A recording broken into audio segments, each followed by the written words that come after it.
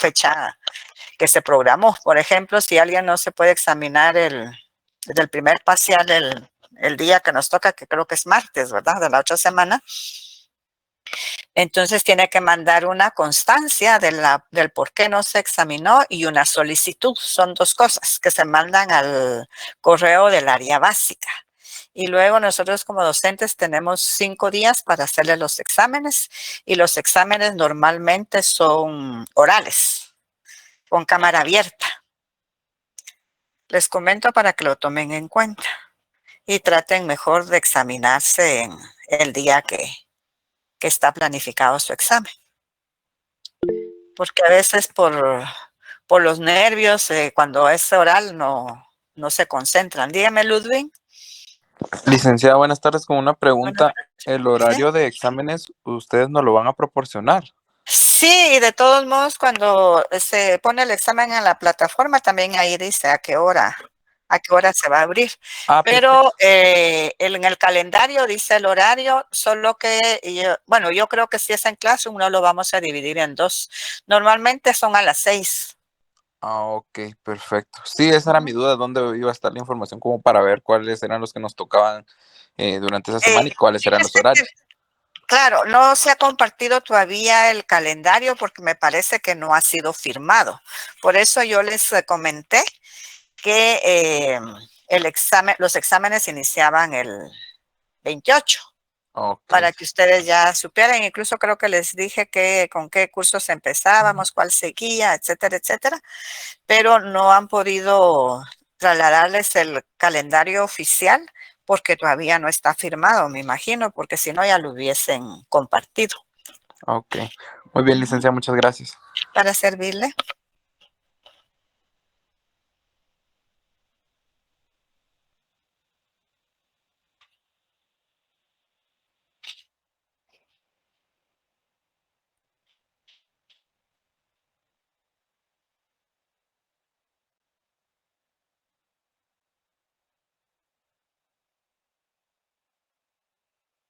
Bueno, vamos a empezar entonces con la clase de hoy.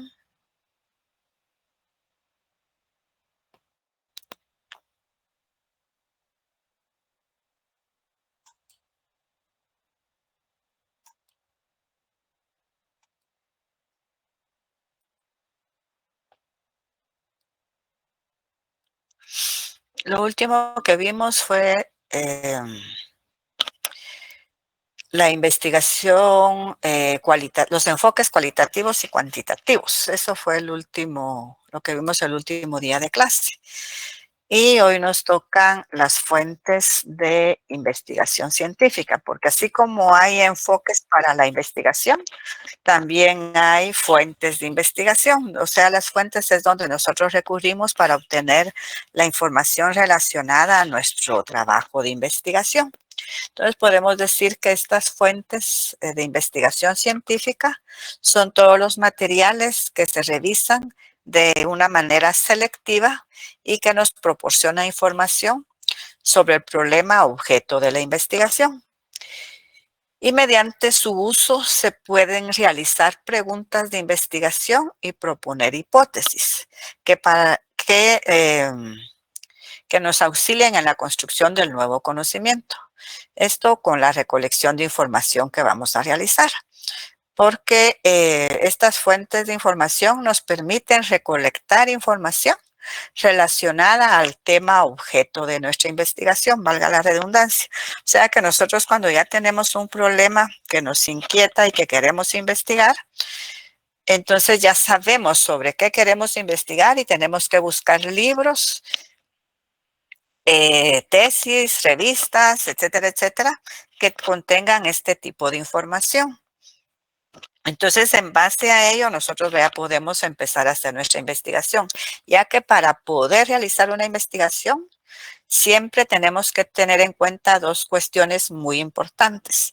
Una es un conocimiento general o un conocimiento de cultura general y un conocimiento muy cercano al tema.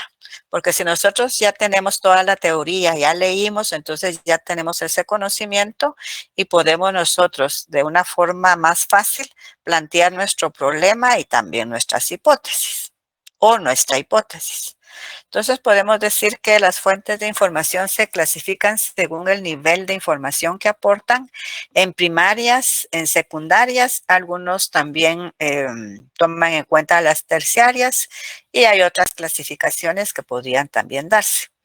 Dentro de las primarias, pues son aquellas que poseen información nueva y original que no ha sido modificada. Y las secundarias son aquellas que contienen información reorganizada o modificada. O sea que nosotros ya utilizamos las fuentes primarias para hacer una investigación, analizamos todo lo de las primarias y en base a lo que obtuvimos nosotros y lo que entendimos, nosotros podemos hacer nuestros enfoques y nuestros análisis. Esas son las secundarias. Y las terciarias pues contienen información breve y siempre remiten a las dos, o sea que se utilizan tanto las primarias como las secundarias. Y otras clasificaciones que también pueden clasificarse según el formato, su origen o el tipo de información. Las fuentes de información, entonces, es todo tipo de recurso escrito, documental, fotográfico y demás instrumentos que proporcione datos para saciar una necesidad informativa o de conocimiento. Entonces están aquí nuevamente las fuentes de información primaria que contienen información nueva u original.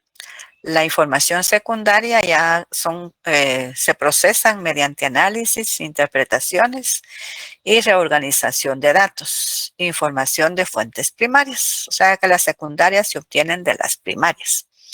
Y la terciaria, como les vuelvo a repetir, pues es una recopilación de fuentes de información, tanto de primarias como de secundarias.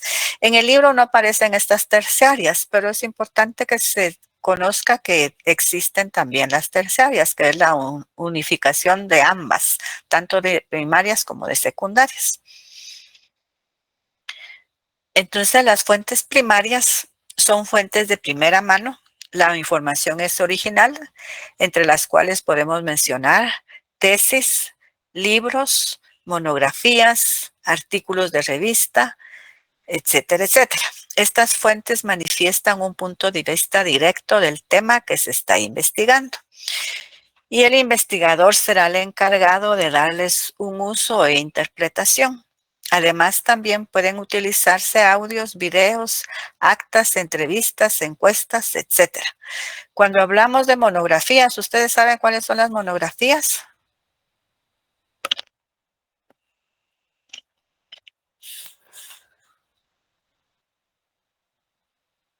¿Alguien sabe?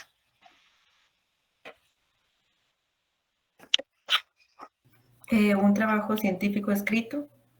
Sí, es un trabajo científico sobre una rama de la ciencia o sobre un tema en específico, sin salirse de ese tema.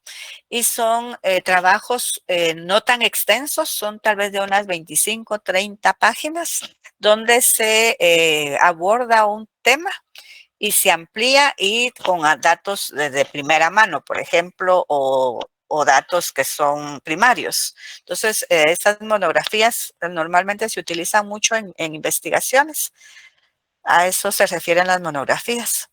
Y los artículos de revistas, pues son los artículos que investigadores escriben en revistas también. Entonces, dentro de las fuentes primarias son aquellas fuentes que contienen información nueva u original y cuya disposición no sigue habitualmente ningún esquema predeterminado. Se accede a ellas directamente o por las fuentes de información secundarias. Estas fuentes primarias, ¿qué son? Una fuente primaria refiere a las fuentes documentales que se consideran material proveniente de alguna fuente del momento en relación a un fenómeno o suceso que puede tener interés en ser investigado o relatado. Es decir, es la materia prima que se tiene para realizar un determinado trabajo. ¿Cuáles son? Algunos ejemplos de fuentes primarias son textos, memorias, cartas, entrevistas, autobiografías, diarios o revistas de la época, manuscritos, discursos, fotografías, grabaciones de audio, grabaciones de video, películas también de la época con noticias podrían ser. ¿Están claras las fuentes primarias?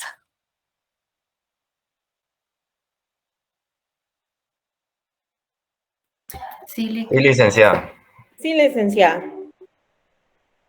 Entonces también tenemos las fuentes secundarias. Estas se originan de las fuentes primarias, como les mencioné anteriormente, con la diferencia que en ellas la información ha sido tratada por otra persona que analizó e interpretó y como producto de ello escribió libros o artículos en revistas y enciclopedias.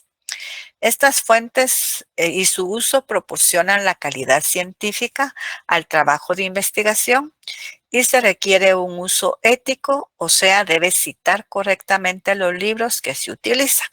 Esto significa que cuando nosotros utilizamos libros de otros autores para redactar nuestro trabajo, vamos a copiar textualmente algo que ese autor dijo, tenemos que referir a qué autor estamos copiando. Por eso dice que se debe citar correctamente los libros que se utilizarán, ya que también es necesario dar los créditos a las personas o instituciones que han brindado esa información. Si nosotros no lo hacemos, es como que nos estuviésemos apropiando de algo que no nos pertenece. Es como cuando se hace un libro, ustedes yo creo que se han enterado que hay personas que han escrito tesis que son copiadas textualmente de otros autores y no indican o no citan que fue otro autor el que dijo lo que se está tomando en cuenta. Entonces a eso se le denomina plagio. No sé si ustedes han escuchado sobre ello. Sí, licenciada. Sí, licenciada. Entonces por eso es que tenemos que... ¿Qué manda? No le Perdón, escucho. licenciada, estaba diciendo que eso nos decían bastante en la investigación de seminario. Ah, sí, ajá, que sí hay que evitar el plagio. Ajá.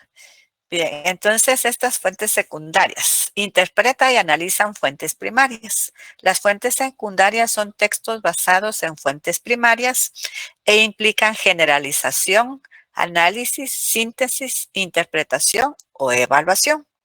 Algunos tipos de fuentes secundarias son índices, revistas de resúmenes, crítica literaria y comentarios, enciclopedias, bibliografías. Entonces, por su origen, las fuentes secundarias son creadas por personas distintas al investigador y facilitan la obtención de información previa, verificación también de su confiabilidad. Estas fuentes secundarias incluso pueden hacer artículos que aparecen en Internet, libros, enciclopedias, revistas, periódicos, DVDs y documentos que pueden estar en CDs también. Todos estos son fuentes secundarias. Entonces aquí podemos ver un ejemplo de fuente primaria y fuente secundaria. Y también está la terciaria. Dice, Juan pregunta a María sobre los alimentos que consume. Esa es una fuente primaria porque va Juan directamente a preguntarle a María. La secundaria es, Carlos pregunta a Juan sobre los alimentos que consume María. Entonces ahí ya es una fuente secundaria porque Carlos no le está preguntando directamente a María, sino que está utilizando a Juan para preguntarle. ¿Me explico? Sí, licenciada. Y la terciaria sería entonces que Carlos informa a... Aquí ya no me voy a agrandar un poquito porque no sé, ya no se lee lo que dice ahí abajo. Dice Carlos informa a Gabriel sobre los alimentos que consume María. O sea que ahí ya es una tercera persona a la que Carlos le está informando. Y no fue él el que preguntó inicialmente a María, porque recuérdense que inicialmente fue Juan el que le preguntó a María. Y en la fuente terciaria es Carlos el que le está informando a otra tercera persona, que en este caso sería Gabriel, sobre los alimentos que consume María. Entonces ahí está un ejemplo claro de las fuentes de investigación. ¿Está claro este? Sí, licenciada. Perdona, licenciada, ¿Sí? no presté mucha atención cuáles son las fuentes primarias. Las primarias es cuando usted quiere saber algo sobre alguien y usted va directamente a preguntarle. Digamos un ejemplo así bastante real, digamos. Y si es con libros, pues usted va directamente a las fuentes, que en este caso serían los libros que usted va a encontrar que ya hablan sobre un tema específico. Y usted va a utilizar esos libros para realizar su investigación. Entonces, la investigación que usted realiza ya sería secundaria. Gracias. Para servirle. ¿Alguna otra duda? ¿Y la terciaria? La terciaria para algunos es la información obtenida en primarias y secundarias, pero en este ejemplo aparece una tercera persona. O sea que en este caso sería, por ejemplo, hay otra persona que va a hacer una investigación y no va directamente a las fuentes primarias, sino que va a utilizar las fuentes secundarias. Entonces ya sería una tercera persona la que está utilizando esas fuentes. ¿Alguien quería preguntarme algo? Yo, Dígame. buenas tardes. Buenas tardes. Entonces, por ejemplo, ahorita está explicando de los temas. Viene un compañero en WhatsApp y pregunta en el grupo, mire, no entendí muy bien de la licenciada. Eso sería fuente secundaria porque alguien más le estaría diciendo sobre lo que usted dijo. Ajá, así Y de ahí es. la terciaria sería como que alguien más adentro del grupo preguntara a alguien más, valga la redundancia, miren, yo no entendí muy bien qué dijo el compañero sobre sobre lo que dijo la LIC. Eso ya sería tercera, Ajá, ¿verdad? Ya. así es, justo, Ok, ese es un ejemplo bastante gracias. actual, ¿verdad? Porque normalmente se hace eso en los grupos de WhatsApp. Licenciada, y así como en su libro acá tiene un esquema. Ajá, Ahí dice fuente elaboración propia. Entonces, eso ajá. es la fuente primaria. No, vamos a ver, en el libro están, permítame que para así, en el libro están las fuentes primarias y las fuentes secundarias. En las fuentes primarias dice información de primera mano. Sí, En las fuentes, en ah, las secundarias dice información interpretada. O sea que es, por ejemplo, usted está haciendo una investigación y utiliza las fuentes primarias para realizar esa investigación. Y usted interpreta lo que otros autores dijeron sobre el tema objeto de su investigación. sí, Por eso dice que es una información interpretada. muy bien. Pero quería dar un ejemplo, tal vez no sé, para comprender mejor. Ahí en la otra página hay un esquema donde usted da las diferencias. Y abajito usted le colocó fuente y dice elaboración propia. Entonces, Ajá. esa sería una fuente primaria porque obviamente fue suyo. Así es. Ahora, cuando ya ustedes la utilizan, ya sería una secundaria. Exacto. Gracias, licenciada. Bueno, aunque aquí es una elaboración propia de este esquema en base a fuentes primarias, entonces esta ya sería secundaria. Y si usted la utiliza y la interpreta o la escribe de otra forma, dándole su interpretación, esa ya sería terciaria. Terciaria. Ok, licenciada. Sí, sí, así es. Bueno, ¿está claro? Sí, licenciada. Gracias. Licenciada.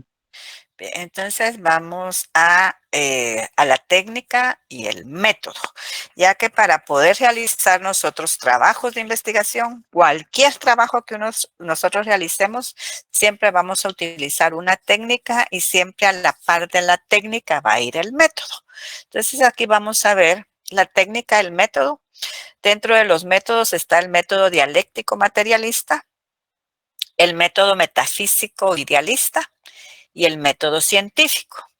Dentro del método científico, para poder aplicarlo, nosotros tenemos que hacer una recolección de información, Tenemos que elaborar hipótesis, tenemos que probar la hipótesis y para probar la hipótesis vamos a hacerlo por medio de la verificación de hechos y la predicción. Estos son los elementos que vamos a ver ahorita. Entonces, les decía que en cierta forma o de una forma general, podríamos decir que el método es un medio para alcanzar un objetivo y un camino para llegar a la esencia de los fenómenos y que son fundamentales para un acercamiento a la realidad. Entonces podemos decir que el método en grandes rasgos es un conjunto de pasos para llegar a descubrir una verdad y otro camino que ya vimos nosotros para llegar a esa verdad es la investigación y también la técnica. Recuérdense que toda ciencia es un método para poder aplicarlo en la investigación. Si ustedes se recordarán, yo siempre les dije que para poder realizar una investigación tenemos que tener conocimiento de qué es ciencia, qué es investigación y qué es método. Entonces podríamos decir que la técnica, a diferencia del método, esta no es un modo de pensar, sino un modo o un procesamiento de hacer, de ejecutar, o sea, un medio para aplicar un método. Podríamos decir también que es la estructura del proceso de investigación. Y esta técnica pues nos va a permitir y aprovechamiento de las fuentes de conocimiento para su registro, porque tenemos que registrarlas y clasificar esas técnicas para ya en el proceso de nuestra investigación. Entonces podemos decir que la técnica, a diferencia del método, como les decía, no es un modo de pensar, sino un modo o un procedimiento de hacer, de ejecutar. O sea que es un medio para aplicar un método.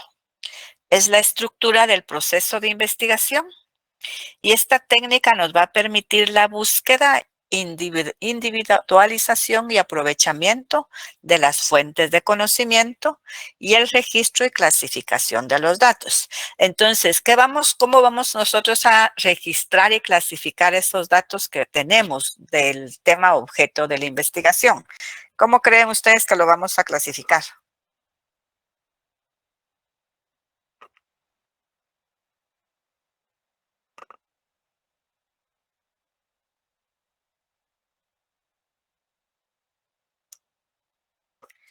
¿Qué dicen?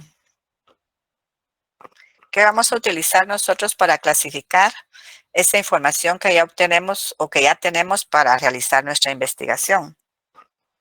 Herramientas. ¿Qué técnicas vamos a usar?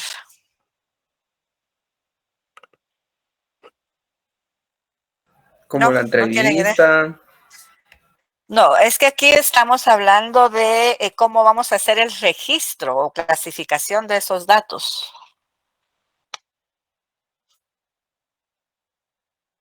Para poder nosotros obtener esos datos, sí podemos utilizar la técnica de la entrevista, eso sí, o la de la observación y el cuestionario, esas son técnicas. Pero ¿cómo vamos nosotros a registrar esos datos? ¿O cómo los vamos a clasificar? Mediante los instrumentos y herramientas, ¿no? ¿Pero cuáles serían? Es que aquí dice instrumentos, que son los instrumentos que se van a permitir. O sea que la técnica es un instrumento. Vea, uno de las fuentes de conocimiento y el registro y clasificación de los datos son las fichas. Las fichas, recuérdense que las podemos clasificar en 5 tipos, que son las fichas textuales, las de resumen, las de paráfrasis, las de comentario y hay una mixta en la cual se puede hacer una de textual y un comentario a la vez. Entonces nosotros tenemos que clasificar esos datos en estas fichas porque después, cuando nosotros ya realizamos la investigación, lo único que vamos a hacer es, como ya tenemos clasificadas esas fichas, que son técnicas de investigación, solo las ponemos en orden y ya tendríamos que trasladar nuestros datos para nuestro informe final. Entonces, por eso es que siempre para realizar trabajos de investigación, nosotros tenemos que elaborar fichas de trabajo. ¿Me explico?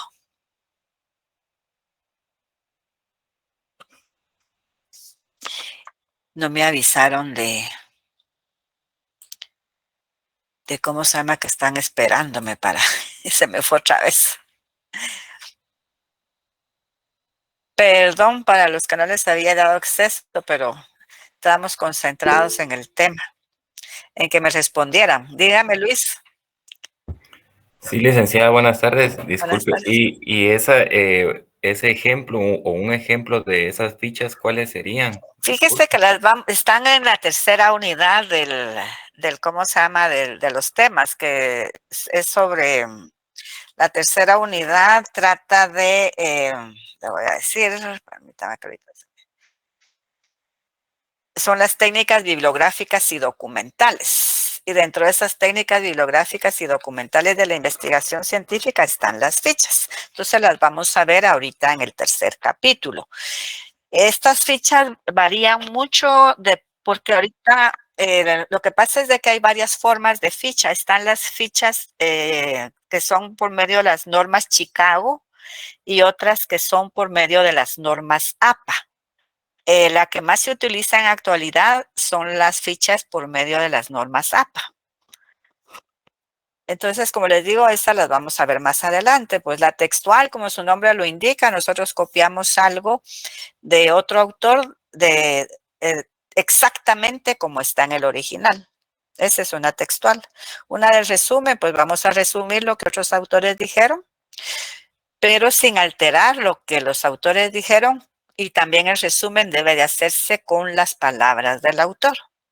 Lo contrario, la paráfrasis. La paráfrasis las redactamos con nuestras propias palabras, también sin alterar el contenido que el autor quiso dar a conocer. En pocas palabras, que eso, como les decía, lo vamos a ver más adelante. No sé si licenciada, muchas gracias. resuelvo dudas con eso. Sí, claro. Para que así cuando ya lo veamos ya van a tener idea de qué son cada una de ellas. Por supuesto, muchas gracias. Por nada. Voy a esperar otro rato más porque les pido de favor que cuando empecemos la clase me avisen cuando ya sean las 6 para poder dar acceso a los compañeros, que a mí a veces se me olvida. Tal vez a alguien de ustedes se recuerda y ahí me suena la campanita para dar los accesos, por favor. Está bien, licenciada. Licenciada. Muy bien, licenciada. Gracias.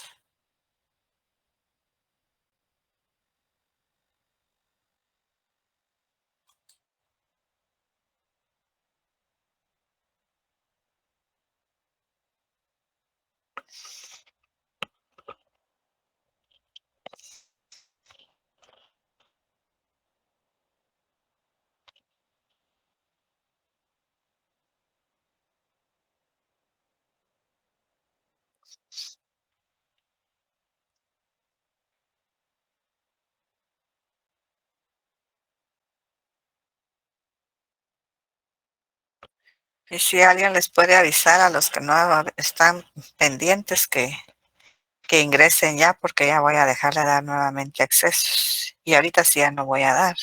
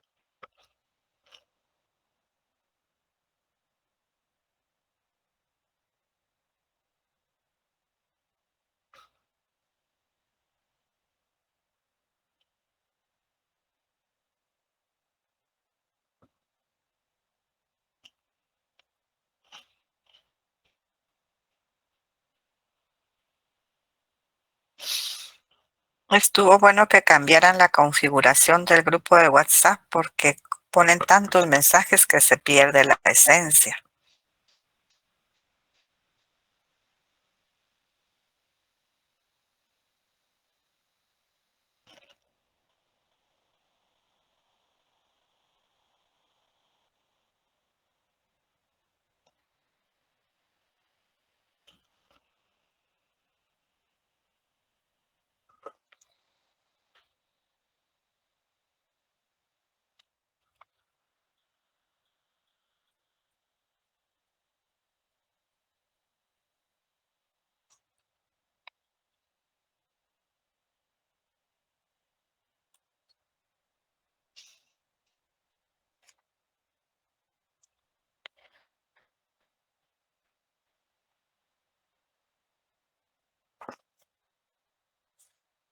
Esperar un momento más, un minuto más y retomamos la clase.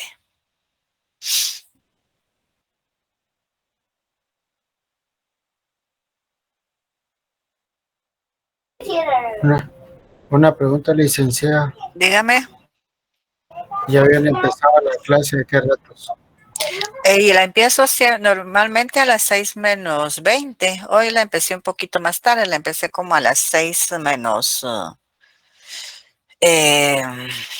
como a las 6 menos 17 creo que empezamos, ¿verdad? Sí, licenciada. O menos 18. Todavía les di otros minutos más porque recuérdense que yo siempre les dije que empezaba a dar accesos a las 5:30.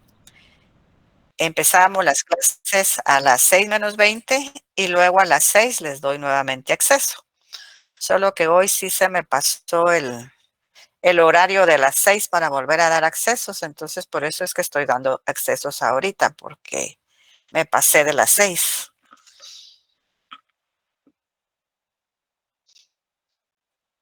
¿Alguna otra duda? No, lo que pasa es que no entré luego y no me deja entrar el link. No entró luego, dice.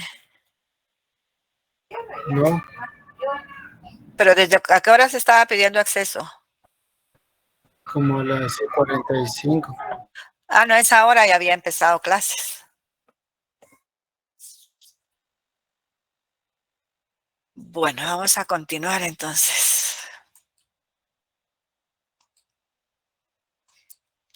Bien, estábamos hablando entonces que la técnica es un instrumento que nos permite la búsqueda y el aprovechamiento de las fuentes de conocimiento y también su registro, además de la clasificación de los datos que obtenemos para nuestra investigación. Entonces podemos decir que la técnica son instrumentos que permiten al científico social investigar los elementos, factores, hechos o sucesos sociales de su interés. Entonces aquí hay algo más para ampliar de la técnica. Podemos decir que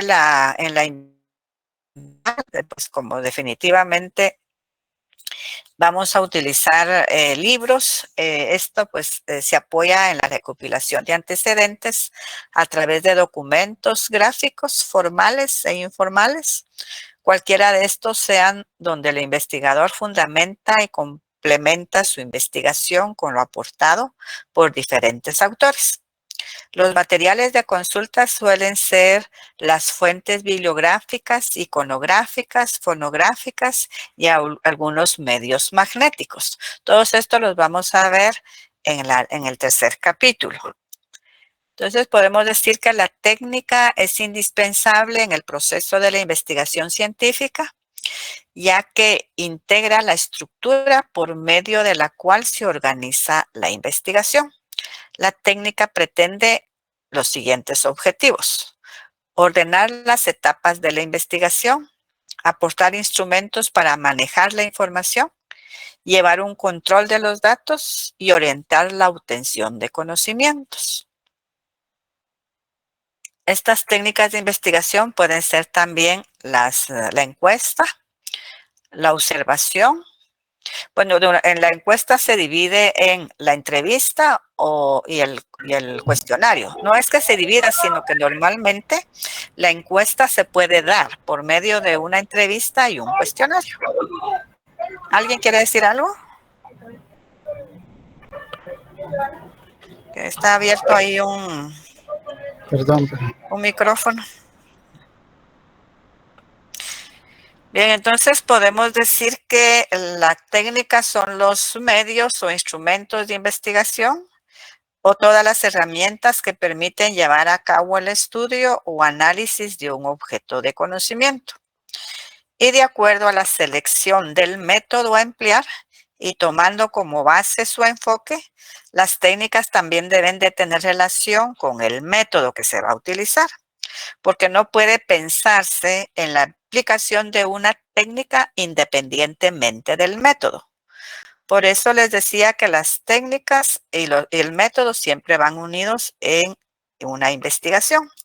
Entonces, las técnicas son los instrumentos que permiten al científico social investigar los elementos, factores, hechos o los sucesos sociales de su interés. Y el método es el concepto de esa actividad cognoscitiva vista en su aspecto general. Cuando hablamos de actividad cognoscitiva, es una actividad de conocimiento donde nosotros ya tenemos información sobre el tema objeto de conocimiento. Entonces podemos decir que la técnica son los procedimientos, son el lado particular de esta actividad de obtener nuevos conocimientos. Y quiero que les quede claro que para realizar una investigación no podemos utilizar un método sin la técnica. Entonces, cuando hablamos de método en su acepción general, sin identificar qué tipo de método es, podemos decir que el método es un medio para alcanzar un objetivo, un camino para llegar a la esencia de los fenómenos y también son fundamentales para un acercamiento a la realidad. O sea que son un conjunto de pasos para llegar a descubrir una verdad. Y como les había dicho anteriormente, que otro camino para llegar a esa verdad es la investigación y la ciencia, ya que toda ciencia también es un método. Entonces, podemos decir que el método viene del griego métodos, que es una vía, un procedimiento para conocer y para investigar. Es un procedimiento para la acción práctica y técnica del hombre que se orienta a asimilar un objeto. En la producción se trata del procedimiento que se utiliza para elaborar las cosas, para cultivar las plantas o para crear animales. En la ciencia, el método de alcanzar, en la ciencia el modo de alcanzar nuevos resultados del pensamiento. O sea que aquí hay un ejemplo de cómo utilizar un método en producción y y cómo también se puede utilizar en la ciencia. ¿Me explico? Sí, licenciada. Sí. Bien, entonces tenemos dentro de los métodos que acabamos de ver, tenemos el método dialéctico materialista. Y este método dialéctico materialista determina como lo primario la materia. O sea que es el método universal de conocimiento. Este concibe al mundo como reflejo objetivo de la realidad. Existe fuera de la conciencia e independientemente de ella. Es objetivo. O sea que este método pues, es objetivo porque podemos nosotros determinar o demostrar los resultados que podemos obtener en base a él. Y esta categoría materia tiene un significado, cada uno de ellos. En esta categoría dice que la naturaleza es eterna. Y esto es porque no tiene ni principio ni fin, que no ha sido creada por nadie. También se dice que la naturaleza es objetiva. Esto es así porque existe independientemente y fuera de nuestra conciencia. También es infinita y en su extensión abarca todos los fenómenos. Podríamos decir que no existe nada fuera de ella. también cambia constantemente, y esto es en virtud de causas y leyes naturales, que son inherentes a sí misma y no en virtud de fuerzas sobrenaturales. También podemos decir que la naturaleza es cognoscible, o sea que todo lo que existe en la naturaleza nosotros podemos llegar a conocerlo. Podemos decir entonces que de acuerdo a esta definición de materia, el mundo está en constante movimiento y desarrollo. O sea que todo que nosotros nos propongamos podemos llegar a conocerlo. ¿Está claro esta categoría materia del método materialista?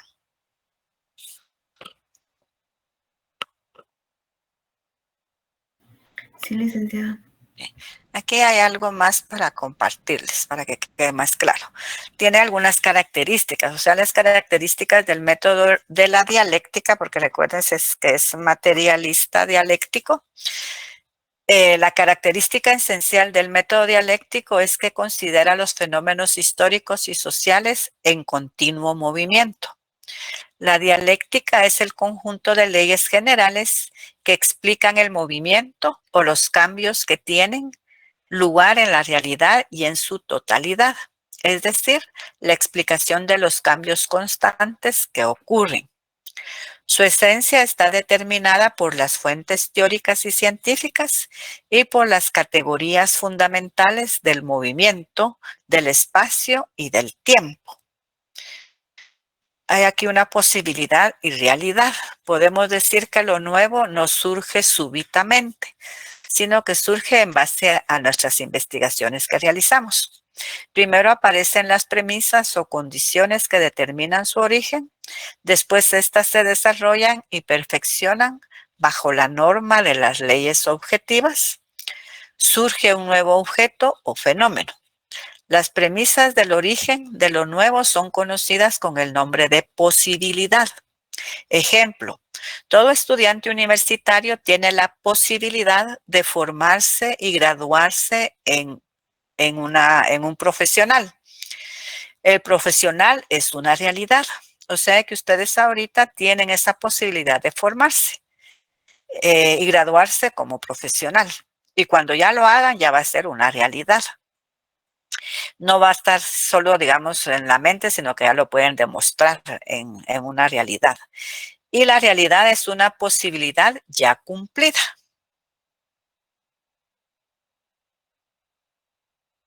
También tenemos el método metafísico, que es un método contrapuesto al materialista. Este método metafísico es idealista, ya que utiliza como método general de investigación el método metafísico. Como su nombre lo indica, determina lo primario, que es la idea, el espíritu y Dios como fuerza sobrenatural, y parte de una concepción de un mundo estático regido por leyes eternas e inmutables. O sea que según esta concepción, todo es eterno, todo ha existido tal y como está, porque Dios quiso que así fuera. O sea que las montañas, todo lo que está a nuestro alrededor, esto existe porque Dios quiso que existiera. Podemos decir entonces que en las investigaciones no puede haber un materialista pensando como idealista, ya que normalmente los científicos que utilizan este método universal de conocimiento, que sería el materialista, son ateos, nunca van a creer en Dios. Entonces podemos decir que el idealismo es la realidad esencialmente idea, conciencia. Las teorías espiritualistas o idealistas giran en torno a la idea de que la realidad es siempre algo que se nos aparece en la conciencia, sea en forma de percepción o de pensamiento.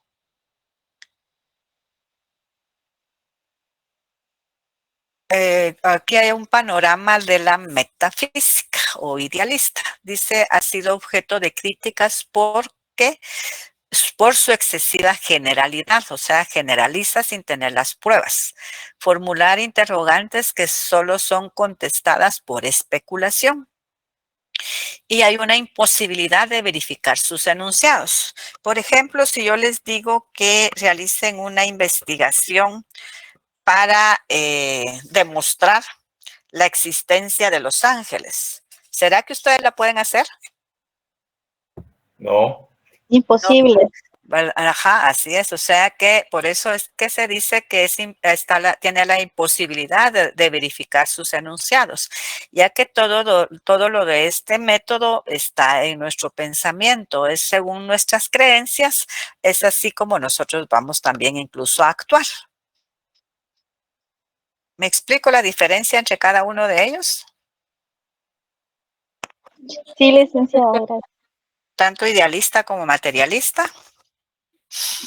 Sí, también son sinónimos que nos han estado enseñando también eso nos han estado enseñando en derecho entre las diferentes concepciones idealistas y materialistas. Entonces, sí, están ahorita en lo del ser humano.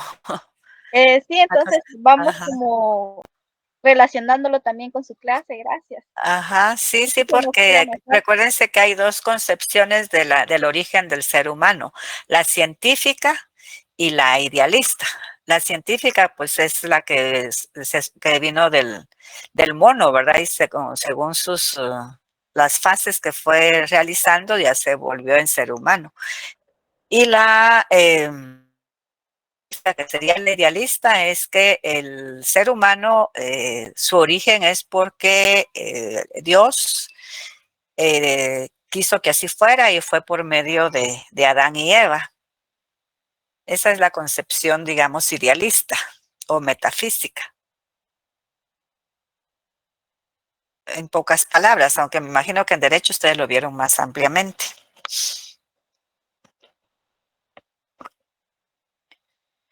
¿Alguna duda? Si voy rápido, por favor, me dicen. No sé si voy bien así. Hasta el momento va bien para mí. Gracias. Bien, recuérdense que esta concepción metafísica, como es abstracta, no se puede ver ni tocar, es algo subjetivo. En cambio, ¿cómo se llama? La anterior, que sería la materialista, esa sí es objetiva. O sea, idealista no se puede tocar y materialista sí. Así es. Ok. Ajá. Sí, porque recuérdese que la materialista viene de la materia. Y fueron las características que vimos anteriormente de la materia. Sí, creo que se le había cruzado el concepto y dijo que material no se puede tocar, entonces, ¿no? Para aclarar. Perdón, así dije. Sí, no hay problema. No, el metafísico idealista es el que no se puede, que dije que es abstracto, que no se puede ver ni tocar. Ajá. Y el materialista, el dialéctico materialista, sí. Ajá, digo lo mismo del materialista que idealista, pero no, ya se aclaró, no hay problema. Perdón, no me di cuenta. ¿Alguien quiere preguntarme algo? Que hoy hay un ruidito de levantar manos. Perdone, licenciada, entonces este es un método también de investigación, ¿no? Sí, normalmente este método los científicos no lo utilizan porque no pueden demostrar el resultado de sus investigaciones. Por ejemplo, la metafísica o idealista lo utilizaron, pienso, los que redactaron la Biblia, por decirle algo, porque ellos lo hicieron en base a la historia. Entonces hay muchas cosas que están escritas en base a la historia, pero nada ha sido comprobado. Por eso les decía que si ustedes creen que por medio de ¿cómo se llama? El método metafísico idealista, se puede comprobar la existencia de los ángeles o la existencia de Dios como fuerza sobrenatural. Y se podría decir que solo en la Biblia fue planteado este método porque no ha sido en otro lado. Pues hay algunas cosas que también en algunas personas sí lo utilizan, pero como le digo, no puede comprobarse sus resultados. Entonces casi no se usa. No, casi no se usa. Lo que pasa es de que siempre se hace mención a él porque es un método que está en contraposición al dialéctico materialista. Como les decía, un materialista no puede pensar como idealista para realizar sus investigaciones. Entonces sí se hace mención para que ustedes sepan que hay otro método que no se puede verificar los resultados, como en el método, como en el método dialéctico materialista.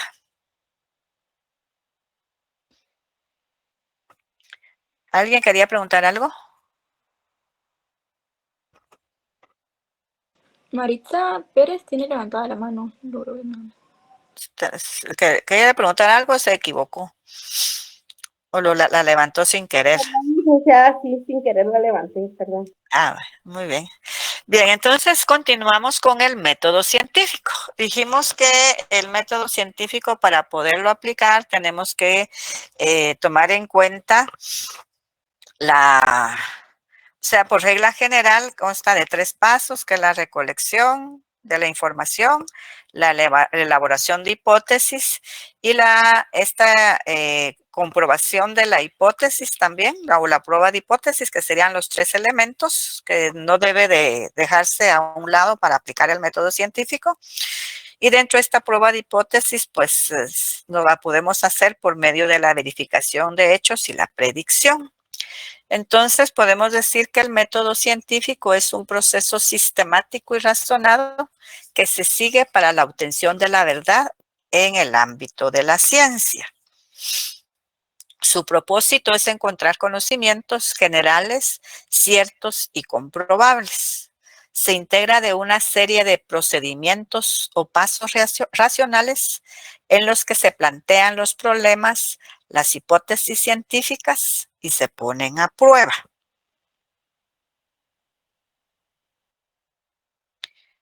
Entonces podemos decir que el método científico es un modelo general de acercamiento a la realidad, una especie de pauta o matriz que es muy abstracta y amplia, y dentro de la cual caben los procedimientos y técnicas más específicas que se emplean en las investigaciones.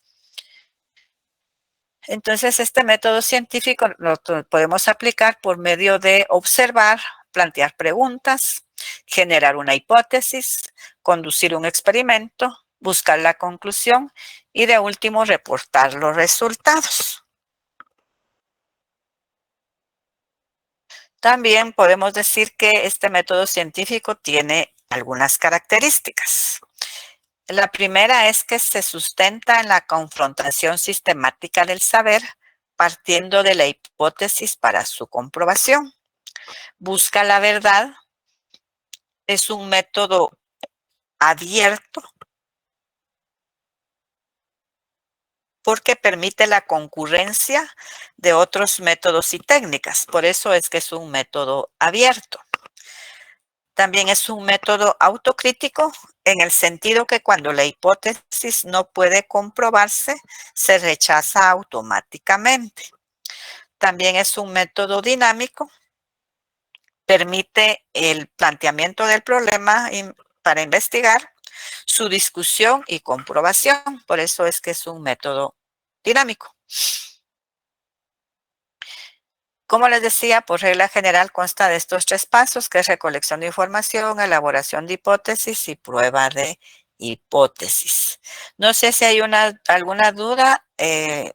Vamos a ver aquí esto del método de investigación. Como se dan cuenta, aquí está una persona siguiendo una huella, que eso es investigar, que es seguir la pista o la huella de algo.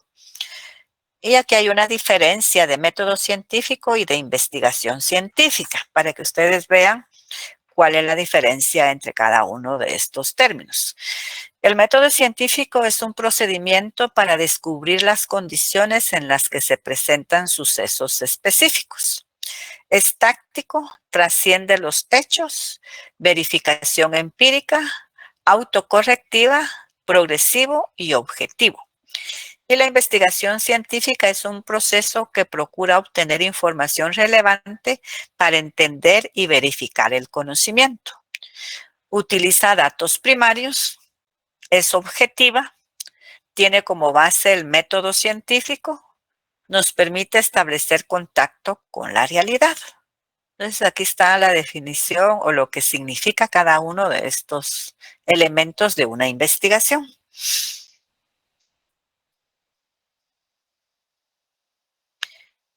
Aquí hay algo más del método científico.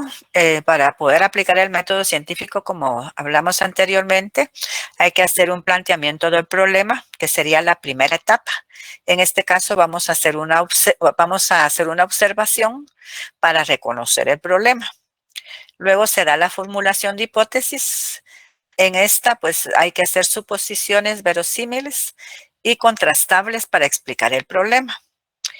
Y la tercera es el diseño de experimentos para comprobación de la hipótesis. Esta experimentación debe ser control de variables, o sea, tenemos aquí que diseñar experimentos para confirmar o descartar las hipótesis, buscando relaciones entre ellas, controlando variables no medidas que puedan influir. Entonces, podemos decir que si se da la comprobación, la hipótesis es comprobada, entonces ya sería una ley y serían teorías. Y en la cuarta etapa serían ya las conclusiones que se obtienen a partir de las hipótesis. Si no logramos comprobar la hipótesis, tenemos que regresar a la formulación de la hipótesis y ver cómo la podemos modificar para poderla comprobar. Entonces, aquí está nuevamente lo del método científico, que es observar, hacernos preguntas de lo que observamos, hacer una hipótesis, hacer los experimentos, llegar a una conclusión y de último vamos a reportar los resultados.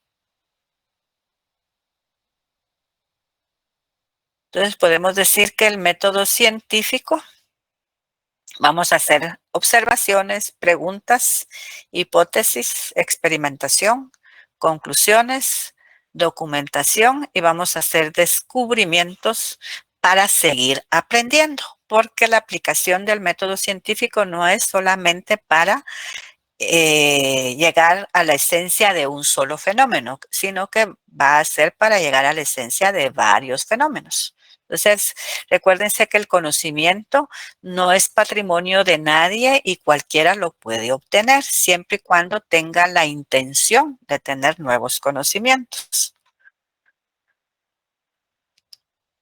Entonces, esas etapas del método científico son planteamiento del problema, análisis de la realidad, planteamiento de hipótesis, prueba de hipótesis y nuevo conocimiento. Luego tenemos la recolección de información.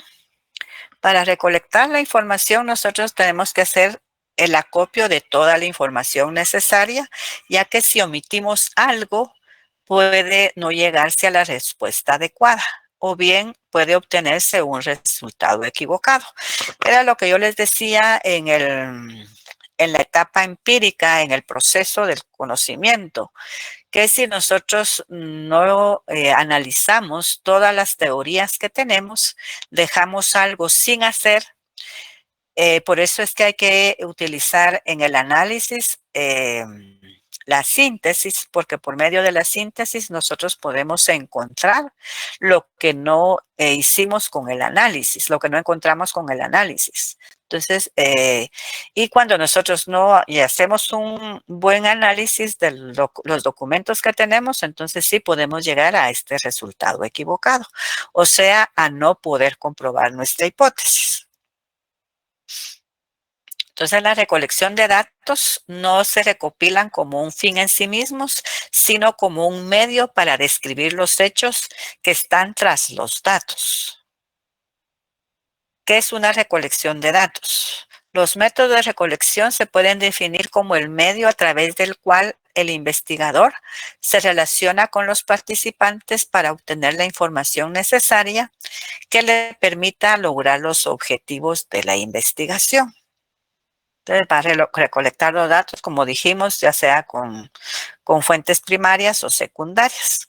Entonces, cuando ya tenemos todos los datos, nosotros podemos elaborar nuestra hipótesis. Y esta hipótesis pues va a ser la explicación provisional que damos al problema que vamos a tratar de probar. Esto a través de los datos que ya recogimos.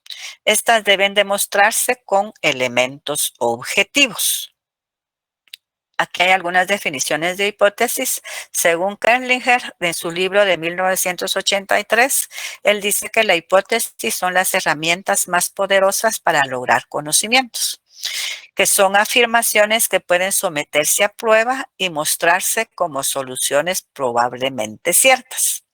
Según Hernández Sampieri, en su libro de 2010, dice que la hipótesis son explicaciones tentativas del fenómeno investigado que se formulan como proposiciones. Recuérdense, ¿alguien sabe qué es una proposición?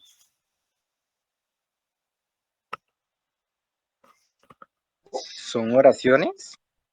Sí, podemos decir que el término de proposición es tomado de la lógica y suele definirse como un enunciado que puede ser calificado de verdadero o falso.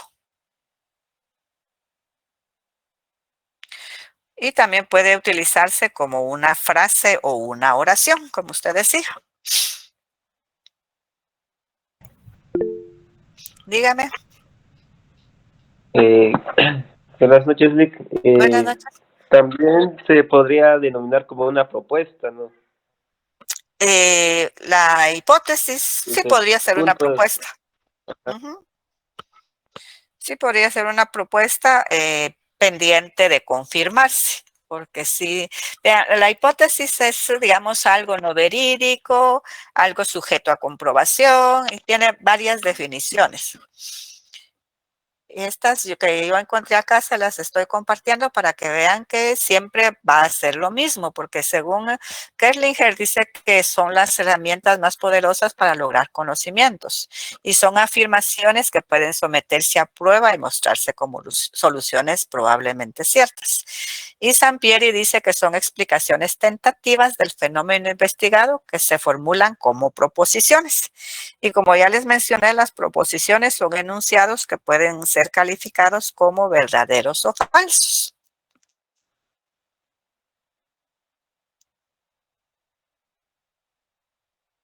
Entonces, la hipótesis de investigación es una respuesta, una solución tentativa al problema de investigación que por su alto grado de fundamentación teórica y empírica tiene altas probabilidades de ser verdadera. Todo conocimiento científico está constituido por hipótesis, por lo que siempre tienen carácter probabilístico. No existe verdades definitivas en la ciencia. Recuérdense que habíamos dicho que nosotros llegamos a verdades relativas. Entonces podemos decir que las hipótesis son las guías para una investigación o estudio. Estas indican lo que tratamos de probar y se definen como explicaciones tentativas del fenómeno investigado. Deben ser formuladas a manera de proposiciones. Las hipótesis son una poderosa herramienta que orienta al investigador y sirve de nexo entre la teoría y la realidad. ¿De dónde van a surgir las hipótesis? Las hipótesis pueden surgir de la revisión inicial de la teoría, del planteamiento del problema, ya que la hipótesis va a ser una respuesta tentativa de la operacionalización del tema o del problema, que eso lo vamos a ver más adelante. Recordemos que los objetivos y la pregunta de investigación son susceptibles a reafirmarse o mejorarse durante el desarrollo del estudio. Aquí hay algo más de las hipótesis. Dice que son guías para desarrollar una investigación. Nos indican lo que estamos buscando o tratando de probar. Se definen como explicaciones tentativas del fenómeno investigado, formuladas a manera de proposición. En nuestra vida cotidiana constantemente elaboramos hipótesis acerca de muchas cosas y luego indagamos su veracidad. Por ejemplo, ahora yo creo que para todos ustedes no es desconocido que ha aumentado demasiado el tránsito. Entonces, a veces cuando no se sabe, vamos a algún lugar y hay demasiado tránsito, entonces nosotros decimos, hubo un accidente, tal vez, por eso es que hay mucho tránsito. Entonces, sin querer, estamos emitiendo una hipótesis de que no se camina en el tránsito porque hubo un accidente. ¿Me explico? Otra hipótesis sería una manifestación. Sí, también puede haber una manifestación, por eso no logramos caminar. Vamos a dejar la prueba de hipótesis para el siguiente día. Permítame solo. Sí, dígame, ¿qué me decía? O que están reparando la calle. Ajá, sí, mire, nosotros sin querer estamos emitiendo hipótesis a cada rato y a veces no nos damos cuenta. Y eso es lo bueno, pues que sin querer nosotros sí sabemos cómo redactar una hipótesis. Lo que pasa es de que cuando estamos realizando una investigación, a veces no encontramos cómo hacerlo. Pero la forma más fácil de hacerlo es dando respuesta al problema planteado. Son como suposiciones. Así es, pendientes de comprobación.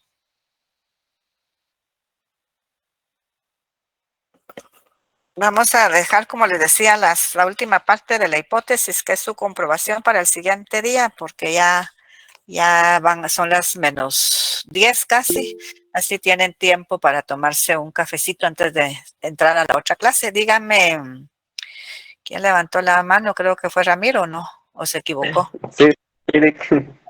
Disculpe, Eric, ¿será que nos puede compartir su documento para...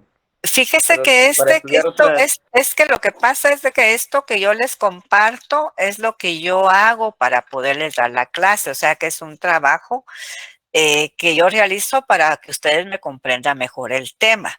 Pero yo ya les mencioné que el contenido del examen lo saco del libro, porque los ejemplos que yo les pongo es para que ustedes a la hora del examen se recuerden que con un ejemplo ustedes pueden dar una respuesta a una pregunta, por decirles algo. Entonces, por eso es que no comparto este documento, porque no me sirve solo para que ustedes me comprendan mejor el tema. Gracias, Lick. ¿Para servirle? ¿Alguna otra duda? ¿No hay dudas? Bueno, como veo que ya se están despidiendo, ya están abandonando. Entonces nos vemos el miércoles a la segunda hora. Para continuar, ya estamos casi terminando el contenido del primer parcial. Muchas gracias, licenciada. Gracias.